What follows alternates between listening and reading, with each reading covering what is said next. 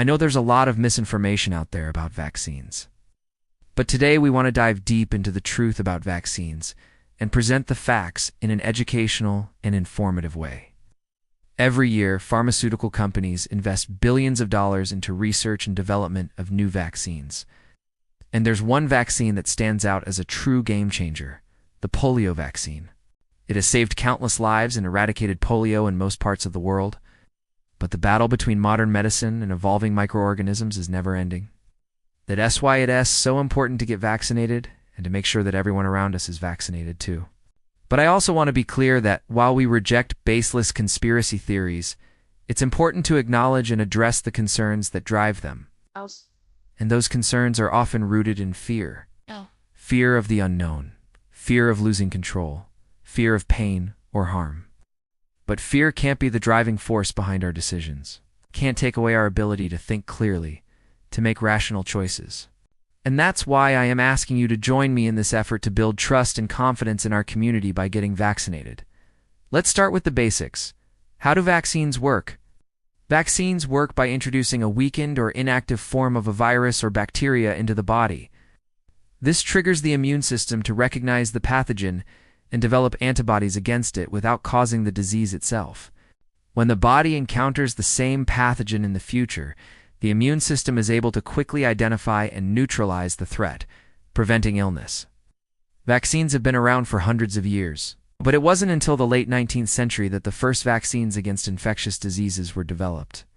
One of the most important breakthroughs in vaccine development was the invention of the polio vaccine. Polio is a viral disease that can cause paralysis and respiratory problems. And in the 1950s, it was a leading cause of death and disability in children. But thanks to the polio vaccine, the incidence of polio has decreased by more than 99% in the United States. And the World Health Organization estimates that the vaccine has prevented more than 200,000 deaths every year. But the battle between modern medicine and evolving microorganisms is never ending. That's why it's so important to get vaccinated and to make sure that everyone around us is vaccinated too. When a large percentage of the population is immune to a disease, it creates what's called herd immunity. This means that the spread of the disease is slowed or even stopped, because the virus or bacteria can find enough susceptible hosts to infect. Now, you might be wondering, how does herd immunity work? How does it protect those who aren't vaccinated? Well, here's how it works. When a pathogen enters the body, the immune system identifies it as an invader and produces antibodies to fight it off. The antibodies travel throughout the body looking for cells that display the pathogen's unique markers, which are called antigens. When they find a match, the antibodies bind to the antigens, marking the pathogen for destruction. Vaccines work by mimicking this natural response to infection. They introduce a weakened or inactive form of the pathogen into the body, which triggers the immune system to produce antibodies. But not everyone's immune system responds the same way. Some people may not produce enough antibodies to fight off an infection. Others may have a weakened immune system due to factors like age or underlying health conditions. That's why it's so important to have a high vaccination rate in the community. When a large percentage of the population is immune to a disease, it creates what's called herd immunity. This means that the spread of the disease is slowed or even stopped, because the virus or bacteria ain't find enough susceptible hosts to infect.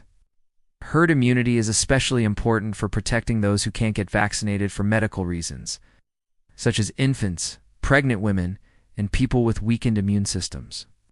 By protecting those who are vulnerable, we're also protecting ourselves. When we choose to get vaccinated, we're not just protecting ourselves from disease, we're also helping to create a safer, healthier community for everyone.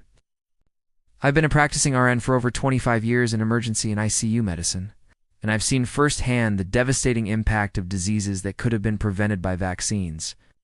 Vaccines save lives, they prevent illness and disability, and they protect our communities. If you have any concerns or questions about vaccines, please talk to your healthcare provider and research information from peer-reviewed, evidence-based data resources. They can provide you with accurate, reliable information and help you make the best decision for you and your family.